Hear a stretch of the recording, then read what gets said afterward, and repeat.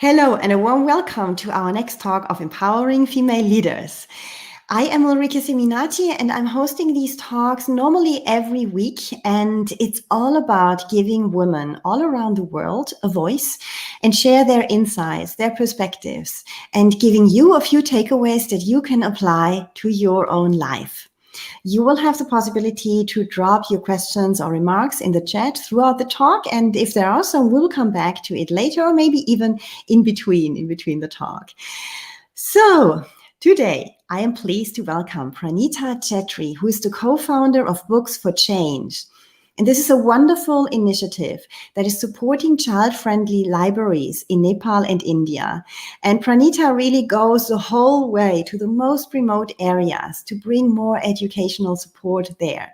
It's a wonderful project. I really love it. So Pranita will speak to us about the courage to live your purpose today. Welcome, Pranita. Do you want to say a few words about yourself? Thank you so much for the quick introduction. Hi, everyone who's joining in today, and namaste to people who are joining in from Nepal. So I'm Pranita, and I've been building this organization with my husband for the past 4 years.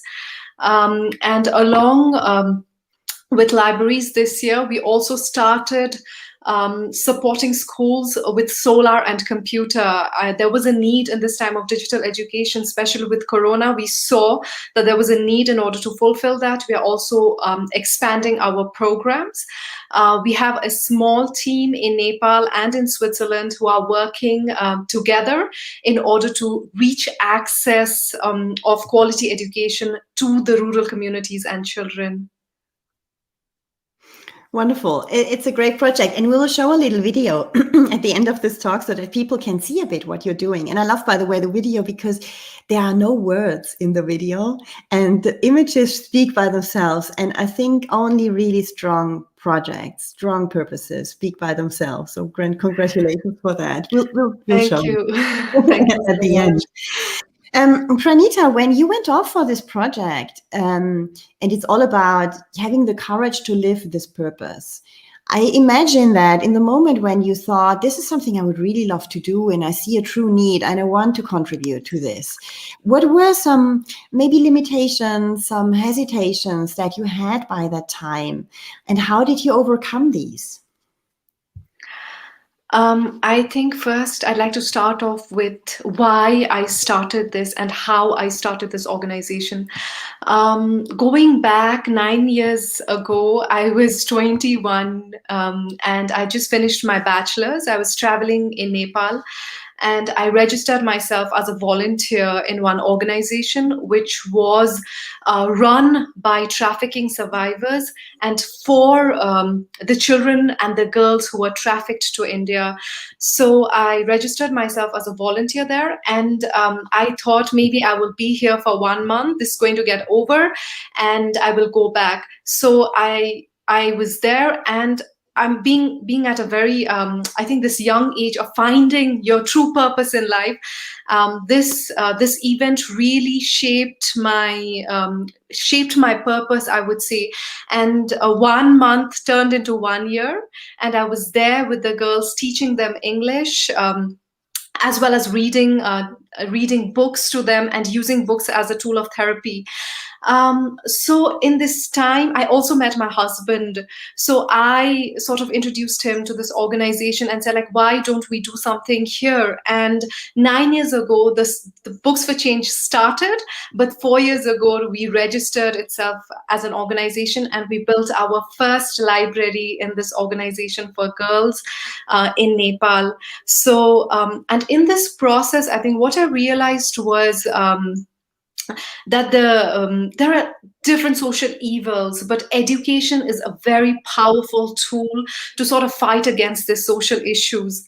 I think some of the challenges that I faced in this journey would be I do not have this education on like rural development or like an MBA or so I do not have this like education, but I think it was for me just to go there on the field, learn what the other organizations are doing it, learn how could we do it different. So after this 1 year volunteership in Nepal, I moved to India to do my masters. And after completing my masters, there was this inner voice that just drew me back to Nepal to start the organization. What would have happened, and this is purely theoretical, if you had not listened to that inner voice and if you had gone the normal way, yeah, find a secure job and do something else? What would have happened to you, you think? When I was doing my master's in Bangalore, we have like campus recruitment, and you have like companies coming there. And also, like, I did my master's in literature and communication. So I wanted to become a teacher then. So I got a job as a teacher in an international school, Indus International School.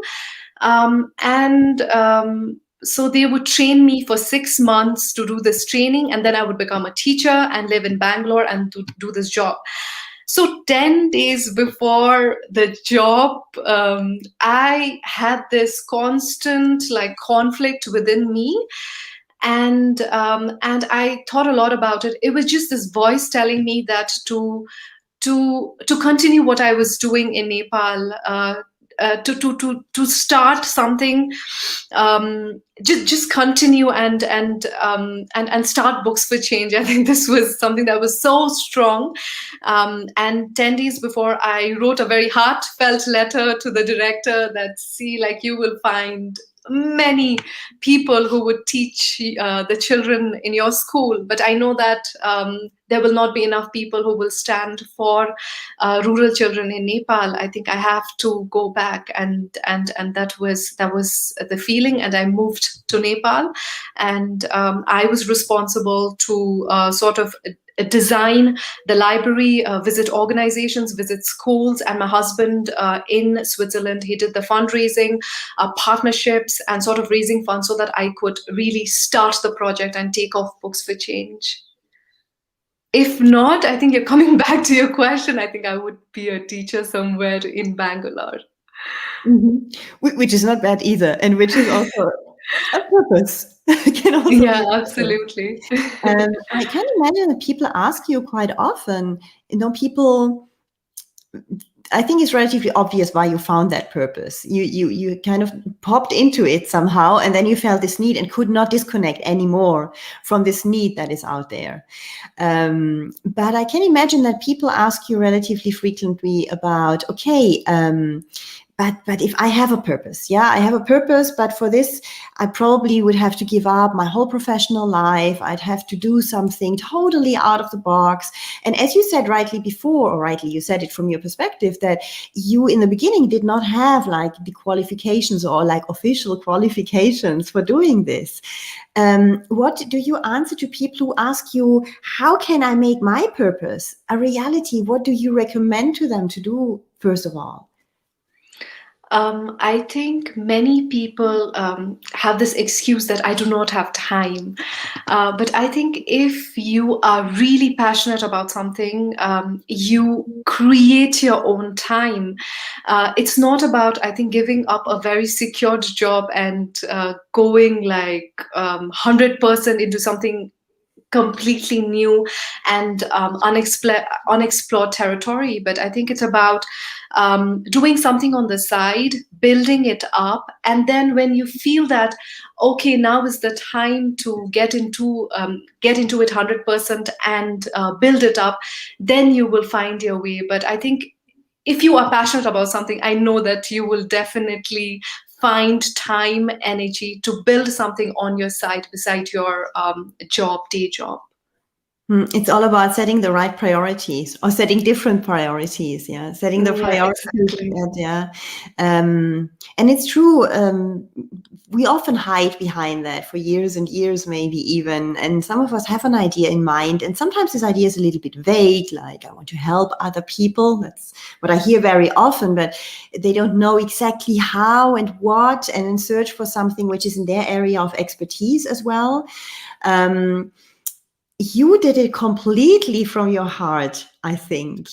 And I Yeah. think it's very courageous also to go there, despite all the logistical obstacles which you had, despite all these infrastructure obstacles which you certainly had, and just trying to get there. How was it in the first time, whatever you qualify as the first time? Yeah? Is it maybe the first time when you went there with books, or the first time when you went to a very, very remote area or something like that? But the first time where you had a feeling, now I'm doing something where I'm really out of my comfort zone. I have no clue if this will work out. We did our best to prepare for it, but are we ready? Not really sure, 100%. When you had to do this, can you share a little bit how you felt about it, how you managed maybe these anxieties which you might have had by then? I think one of the learning was just to be bold enough to ask questions and to ask for help. I think this was something that I learned. So when I was working in Kathmandu, I visited many organizations who were also doing this a similar type of work. So I visited the schools that they supported, to the libraries that they had supported. So I went there, I saw their infrastructure, I saw the structure that they were using, and I thought, okay, this is really great that I could use this as an inspiration for our library. So I think I also did a lot of research on the way. I think it was also important for me to be sure of what I want before we go there. So a lot of research was happening, but at the same time, it was always this thing of like when a child enters the library, a child, he should be happy. He should not be overwhelmed with too many books. So designing that library was really important for me. So when I went there for the first time, I think what we had, it was very clear in my mind that I wanted something that would make the child happy. So we had like bright, colorful paintings, we had like furniture, very child-friendly design furniture, and we had a structure. So I think it was like as soon as I did my research, it became easier for us to sort of like make a design and then go ahead with that. But something that I learned on the way was, I think at the beginning for me, it was just the school and the organization trying to build a library. But then later on, what we realized was for our programs to be successful, it was not just the school and the children. It was important for us to involve the community, to involve the teachers, to involve the school management committee. So I think later on we did this, I think from how we started, and now it's like a very community centered approach where the support is not only books for change, but also getting support from the community, whether it's like 10% of financial support or just the support from the rural leaders and rural women. So this was the shift that happened over the years.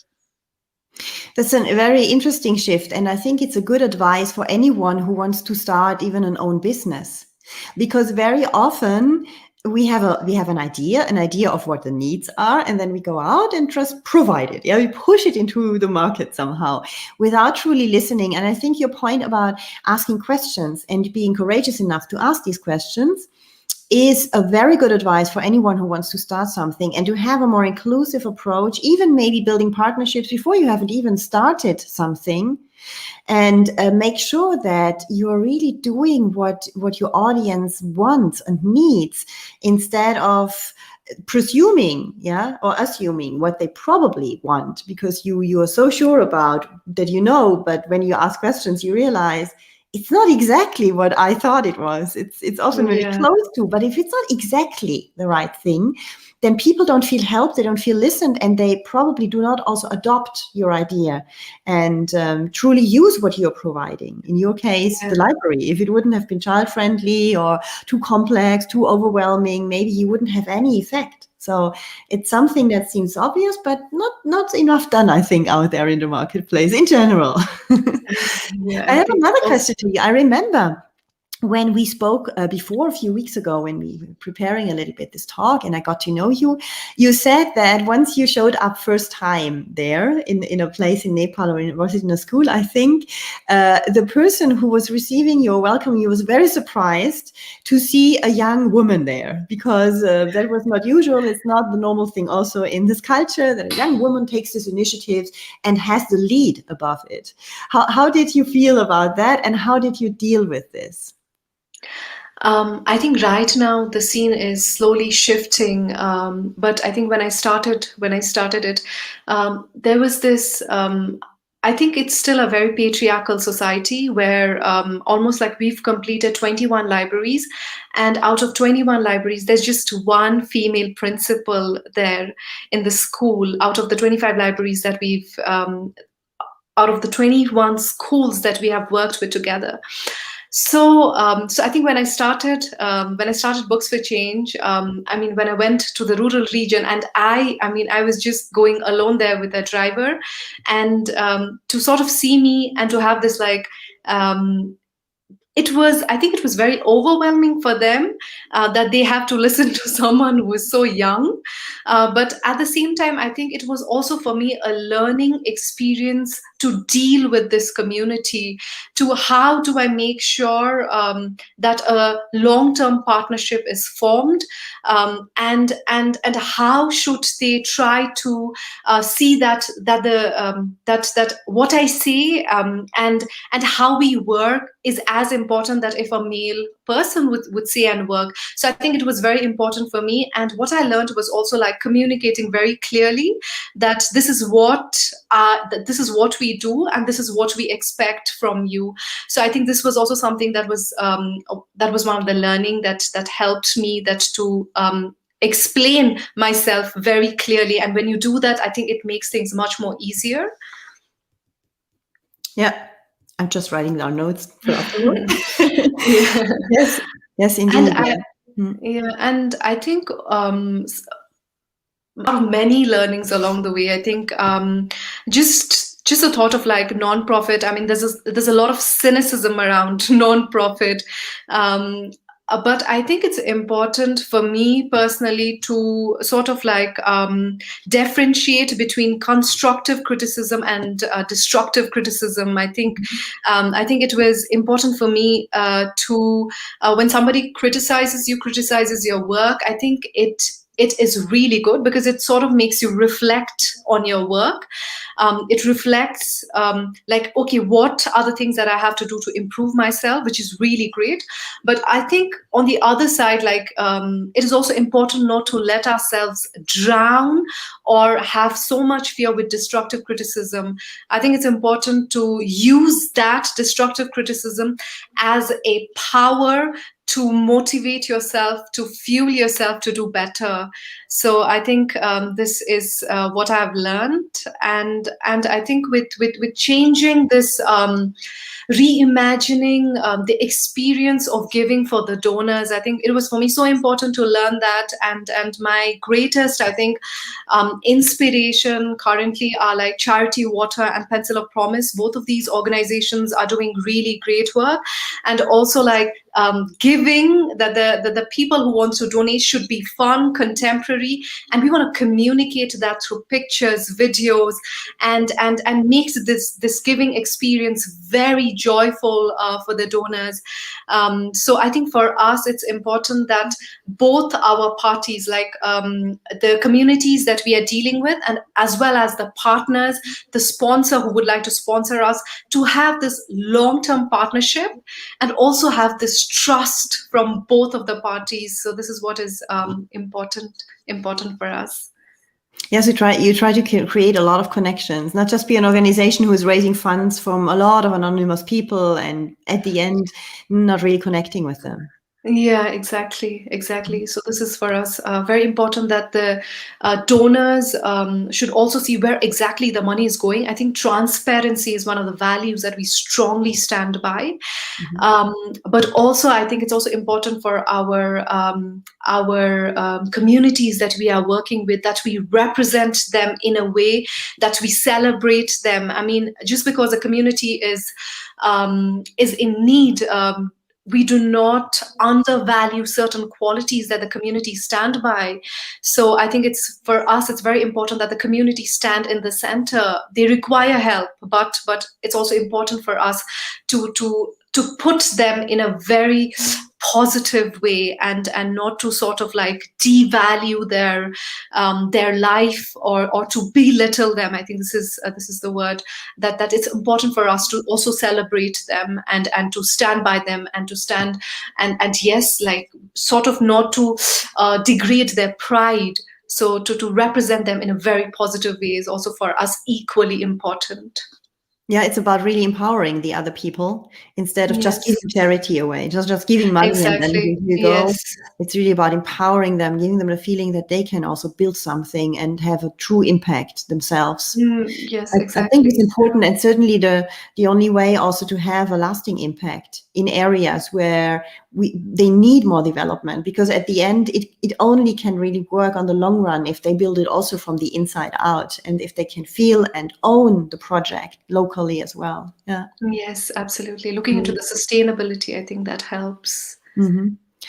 Today, as you are living this wonderful purpose every single day, okay, is this like a wonderful daydream, even though it's challenging, obviously, you have a challenging project, yeah? But if do you wake up every morning with this feeling, wow, I'm doing something great with my life, I feel good about myself, I'm in peace with myself? Or do you also have moments of frustration where you wonder why you're doing this, where you think like, oh no, I should have maybe done something that is just more calm and less demanding on my life?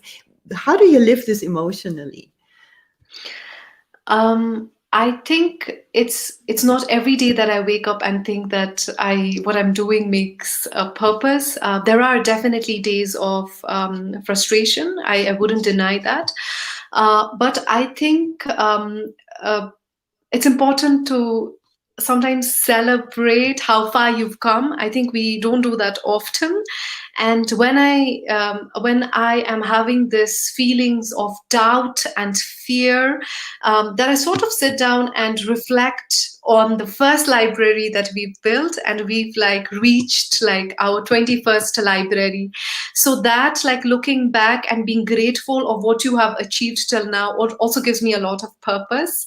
um, and um, and I think what is also important is having this.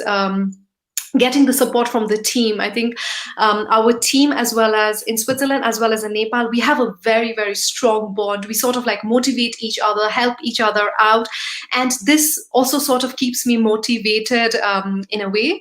And the other thing is, I think what I've learned last year, I was in a Singha mentorship Singha program, and in this program I had a mentor, and I also realized the importance of having a mentor in one's life, because having a mentor, it was not just about like understanding your project clearly, but I think it was also about like having someone who trusts you and who believes in you, that your project will take off. So I think I think when you have the supportive community around you, it helps you to keep motivated. And when on days when you are not doing well, I think it's this community who will really push you and say like, yeah, what we've done till now is already really, really great. But I think having big dreams in life is also as important. Yeah, I think it actually really, really is. And it brings me beautifully to my next question. What would you say to people who say, hey, I have no dreams, I have no purpose, I have really nothing that inspires me, really, I'm doing my 9 to 5 job, or today it's maybe a 9 to 7 job, but I don't really know what else I could do with my life. I'm not satisfied, but I have no clue, yeah, where to go. Do you have any advice that you can give here? I think speaking from advice, I think it's important that people reflect on their life, people reflect on their values. I think this is so important.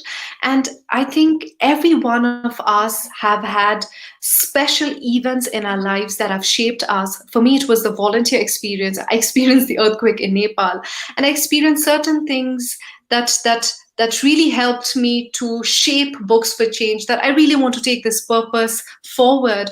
So I think it's important for people out there to reflect on their values, to reflect on their these special events or moments in their life that have spurred their inner voice. So I think it's important to do that. Many people are so busy in their this everyday chaotic life that they don't find time or energy to sort of reflect on that.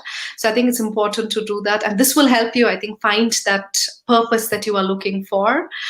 The other thing is, I think having dreams is really important in life. I'm hopelessly idealistic. I think it just keeps me so motivated. And we started with libraries. We just completed our solar and computer lab support.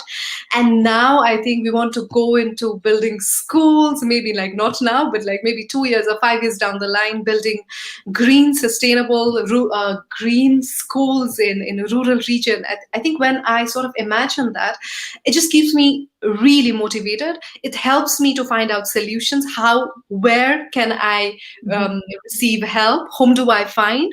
So I think it's so important to have dreams because it gives us meaning, it gives us energy, and yes, I think it's really important to have that. But I think also being like hopelessly idealistic, but at the same time, I read somewhere that important decisions in life should be taken by heart, and small decisions in life should be taken by mind. So, so here you go.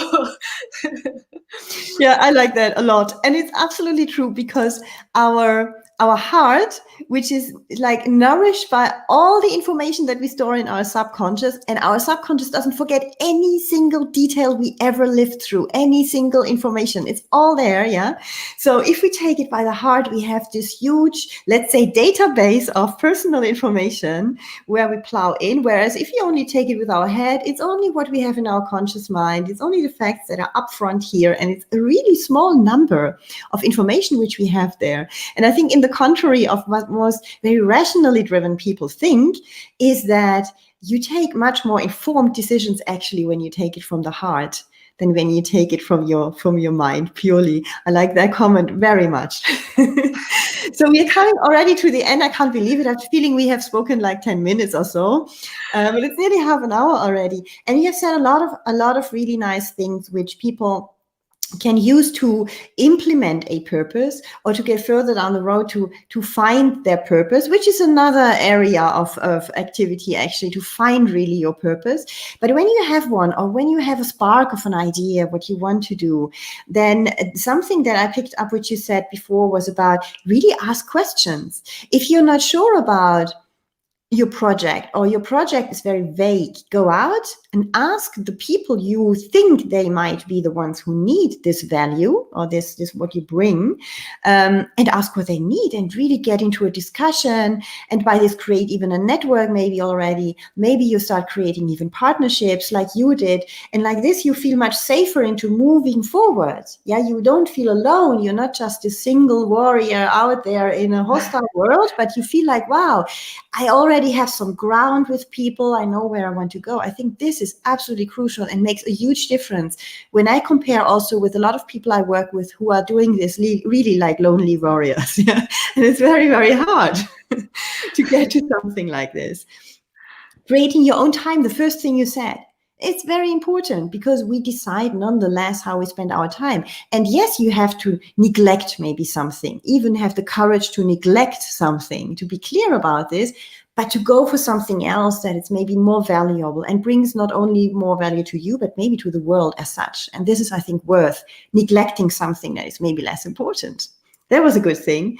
Then there was this whole thing about also taking in criticism as constructive feedback, building on this, learning also from maybe your failure, maybe your mistakes, but learning also from what other people can't understand and what they think is wrong, and building on this in a constructive way is a good thing.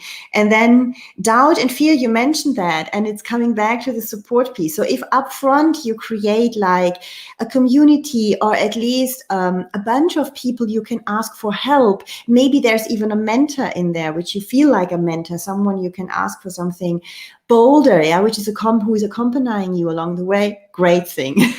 And again, you're not alone. You can overcome fears, you can overcome obstacles. So we have a lot of things on your list. If there's just one last word from you, Pranita, about when someone now says, wow, wow, wow, I always had this idea what I will do with my life, but I never did it. Now I will give it a start. What would be for you the very first advice, the first step that this person can take to move on towards his or her dreams?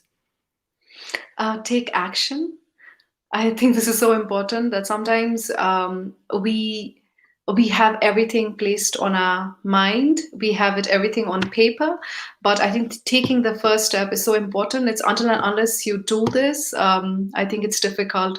So just take that first step and learn by doing. I think for me, I live by that principle, and this has helped me to come along this way. Because sometimes when you're just sitting there theoretizing everything, it just becomes sometimes too overwhelming. So I think I would just ask them to just take the first step and see what comes along. That's a good advice, and this is how we start. And so I thank you already, Pranita. We stay here in this call, and we will now play the video of your organization. And I watched it a half an hour ago for the first time. It really is really touching, and it's really wonderful what you're doing there. So I hope that technically it works. First time that I share something like that, so we'll see how that works. We share this video file. Okay, is it coming? Yes.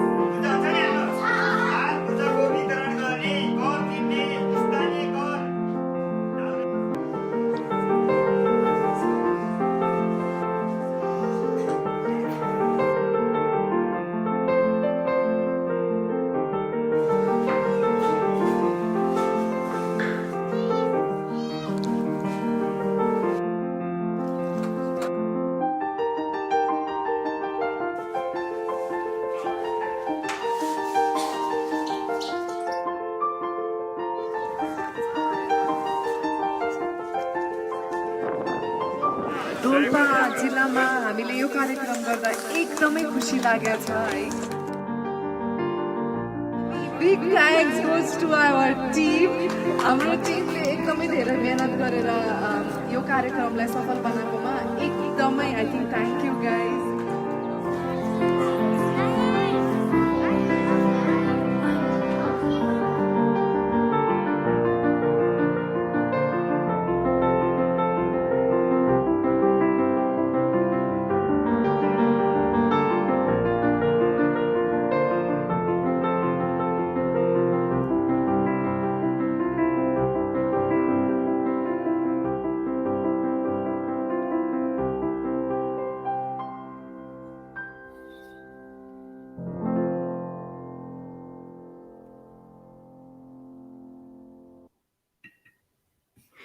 Thank you very much, Pranita, for this wonderful video. And to the audience, if you want to support, it's booksforchange.org, right? Where you can find more information, get in contact, don't hesitate to share this initiative with other people. So I thank you very much, Pranita, and I'm looking forward to the audience if you want to join one of our other talks, which you usually do every Thursday. And you find some information. I put in here just quickly the website, on our website, what's coming up next, and also all the other get-togethers which we do. So thanks again, and we stay in touch. Thank you so much, Ulrika, and thank you for this opportunity. Really appreciate it. Thank you. Yeah, I really enjoy the talk as well, very much. So thanks for that, and speak soon, and have a great day. Thank you. Thank you. Goodbye.